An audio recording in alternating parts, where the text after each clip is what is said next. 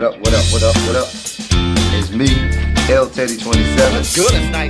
Right about the hood. Oh, dear God, I'm already eating a drink. Look a damn mess. Just a damn mess. No means no, and yes means no. What up, what up, what up, what up, what up, what up, what up, what up, what up, what up? What's good, people? What is up? It is me, L Teddy 27, and I am back here for another review. This is going to be our review, ladies and gentlemen, for The Real Hot Boys Houston. This is season 1. It is episode 5. It is entitled Houston, Atlanta, because I guess we're mixing the two words or the names of the two cities. Houston, Atlanta. All right, I got a lot of things to say about this episode. Some not going to be good, so just let me preface. I don't want anybody to think I have anything personal against anybody, but I'm going to call it as I season it. I'm going to just say some things today. Get over it. You can hit me up in the comment section or hit me up with a DM and we can talk about it. But I got some things to say. Let's start off where we see August, Ken, and Braylon. They're at the airport getting ready to leave for Atlanta.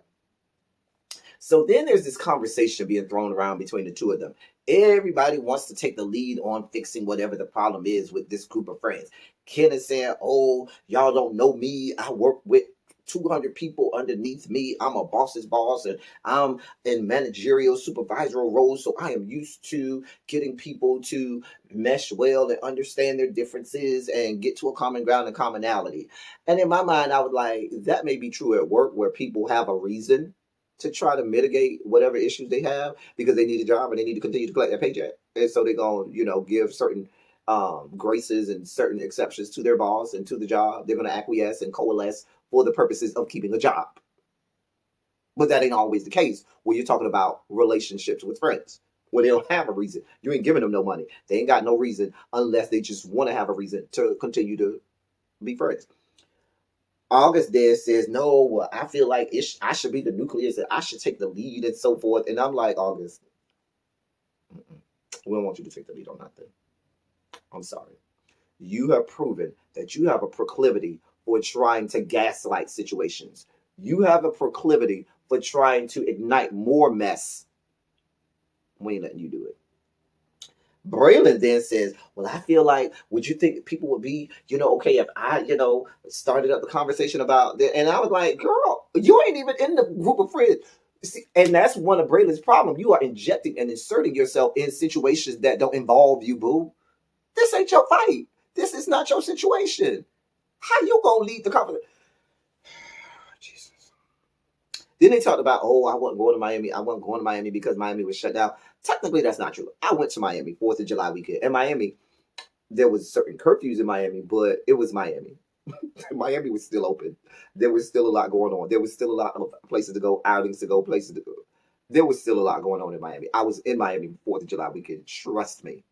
It was a lot going on in the great city of Miami, my hometown.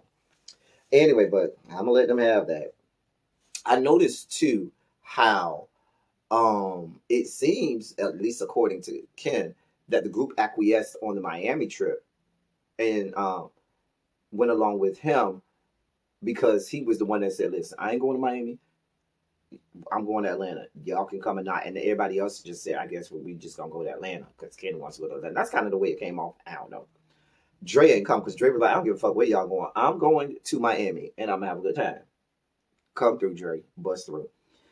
So then we see Ashton, August, Braylon, Archie, and Lemus meet up in one of the hotel rooms. Now, I was like, I guess Archie and Lemus are friends of the show, kind of like Braylon. And in my mind, I was like, but wait, we're having a hard enough time trying to navigate through what the fuck is going on with the 5 cast members. So introducing new people and friends of the show, while in most cases might, be good and helpful, in this case, I don't think it helped anything because we still don't know a lot of times what's going on. We're still trying to figure out what's going on. I'm just saying. But we met them. It was cool. Yeah. I mean, I was like, do we really need to start bringing in new people? I don't know. Anyway, why the fuck? Listen. Part of me loving this show is I be living for Ashton's Confessional. Baby, Ashton comes in the confessional, baby, and reads down. When I tell you Ashton gets in these motherfucking confessionals and reads the girls down.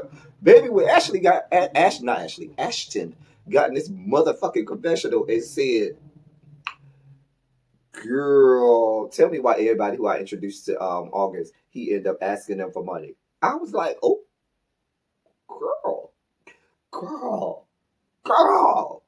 You did not just call that woman broke, girl. I thought he was going to say he ended up asking the people to bust him down or to let him bust them down or ask them for sexual favors. The mama girl say that woman starts off her message with her cash app saying, girl, can you send me a few coins? Girl, don't be mad at girl now.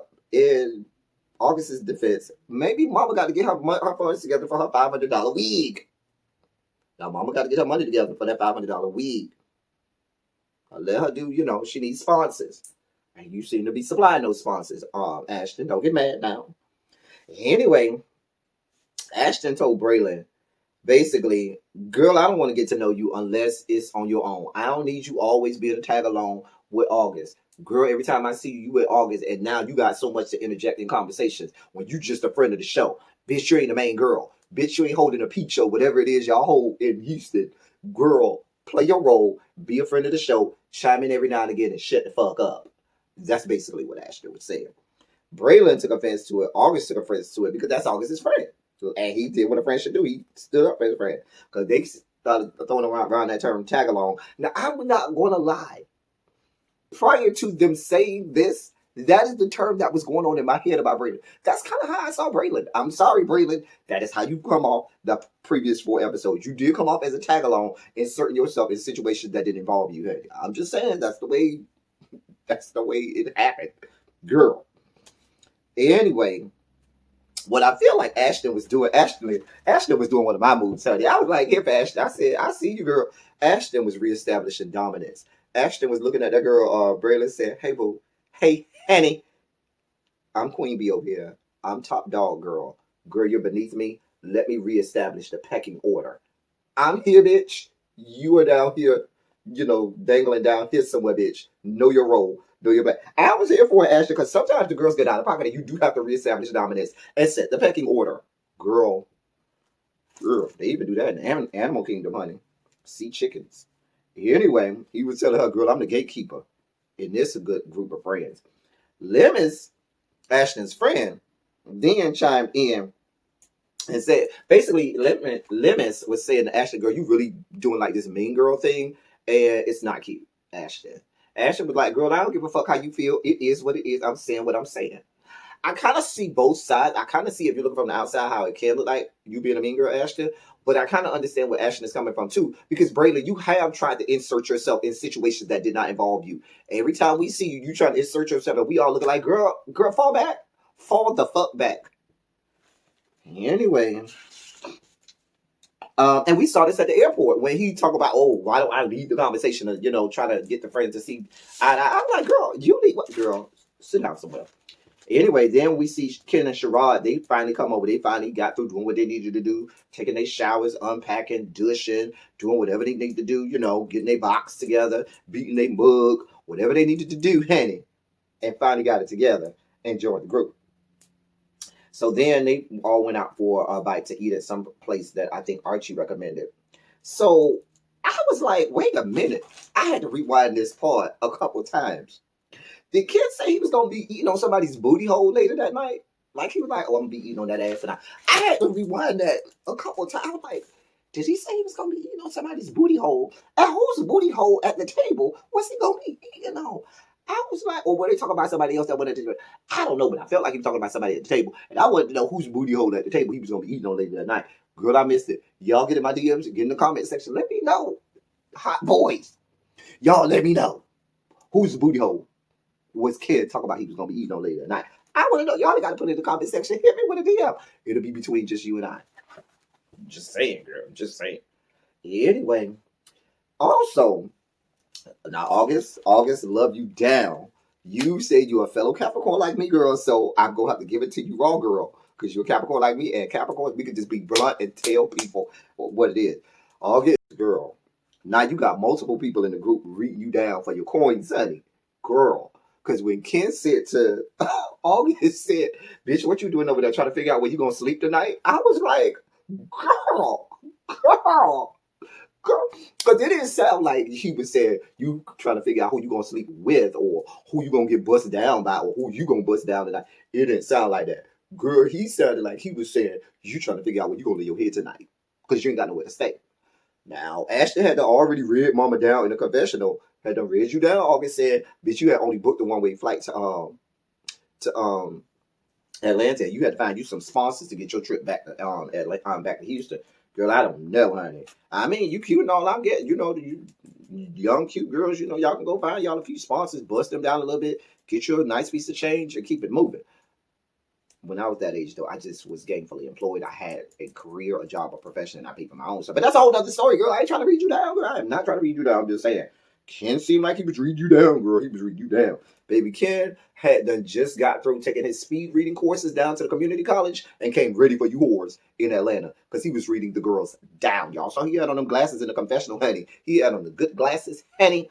And he was doing his speed reading, honey, because he was reading the girls down. Quick, fast, and in a hurry. I was here for it, though. I was here for it. He was giving it to the girls. After they left the restaurant, apparently, here go again. They called it August broke again. They were like, well, August wanted us to go to some little house, get together, goings on or whatever, because his broke ass ain't had no money. And so he needed to, he needed to explore all of the places where you got in gratis, free, for the free. I was like,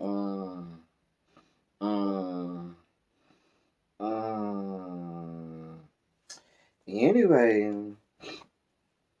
I'm just saying. My thing is, if I go on a trip, the last thing I'm gonna do is let the broke hoes pick where we going. Bitch, if you ain't got no money, take your broke ass home. If you ain't got no money, carry your broke ass to the hotel room and stay the fuck there. But the kids say you ain't had no hotel room to stay in. That's what the people say. I don't know. I mean, Braylon is your best friend. You could have stayed in his hotel room till they got back. But when I go out of town with my group of friends, the broke bitch is not deciding where we going. Because you knew you was going out of town. Baby, if you didn't have your coins right, that is not my fault, baby. Step your game up. Step your game up, honey. I don't have nothing to do with that, honey. Get your life in order. Anyway, when they was at this little get together, that little top bottom game thing, it bothered me. And this is somebody who the first question I ask people is, how big is your meat? And if it bothered me, I know it bothered the rest of the people. And it bothered me because just the atmosphere of the room, especially now I agree with August when he said it looked like most of the room was bottoms. So what it gave me is y'all just trying to figure out. It just I ain't like that. It seemed uncomfortable. It was just like I ain't like that whole thing. Girl, you should have had you some money and took your ass to a club or somewhere and had a good sit down and good party or whatever. Anyway, Braylon and August then go to Braylon's room and they talk. So Braylon says that this is a dysfunctional friend group and there's no help for them and they ain't gonna never find a way to get it together because they ain't shit. The friend group ain't shit and they just like drama and they like to carry on drama. At this moment, I was halfway listening to what Braylon was saying, but then when it kept going back to August, I was looking at him in this good confessional.